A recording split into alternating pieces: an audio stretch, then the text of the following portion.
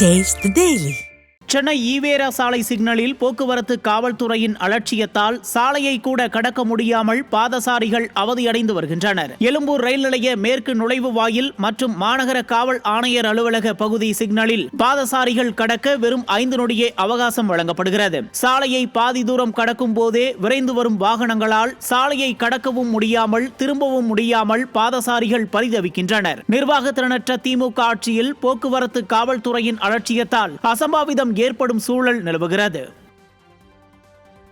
ஈரோடு மாவட்டம் சிவகிரியில் முகநூல் மூலம் தம்பதிக்கு ஆபாச குறுஞ்செய்திகளை அனுப்பியவர் பிடிபட்டார். கடந்த சில நாட்களாக தம்பதிக்கு கதின் என்ற முகநூல் பக்கத்தில் இருந்து ஆபாச குறுஞ்செய்திகள், வீடியோக்களை அனுப்பிய நபர் இருவரை பற்றி தவறான தகவல்களையும் பேசியுள்ளார். இதுகுறித்து தம்பதி புகார் அளித்த பிறகு கந்தசாமி பாளையத்தைச் சேர்ந்த நந்தகுமார் என்ற இளைஞர் பிடிபட்டார். சோலார் பிளானட் போடும் நிறுவனத்தில் பணியாற்றி வரும் நந்தகுமார் ஏற்கனவே புகார் அளித்தவர்களின் தோட்டத்தில் கூலி தொழிலாளியாக வேலை செய்தார் என்பது குறிப்பிடத்தக்கது. கள்ளக்குறிச்சி அரசு மருத்துவக் கல்லூரி மருத்துவமனையில் அடிப்படை வசதிகள் இன்றி கர்ப்பிணி பெண்களும் தாய்மார்களும் தவித்து வருகின்றனர். கள்ளக்குறிச்சி பழைய அரசு மருத்துவக் கல்லூரி மருத்துவமனையில் பெண்கள், மகப்பேறு மருத்துவ சிகிச்சை, குழந்தைகள் சிகிச்சை மேற்கொள்ளப்படும் நிலையில் அங்கு போதிய அடிப்படை வசதிகள் இல்லை என கூறப்படுகிறது. மேலும் படுக்கைகளை பயன்படுத்த முடியாதபடி சேதமடைந்தும் சுகாதாரமற்றும் இருப்பதாக குற்றம் சாட்டப்படுகிறது.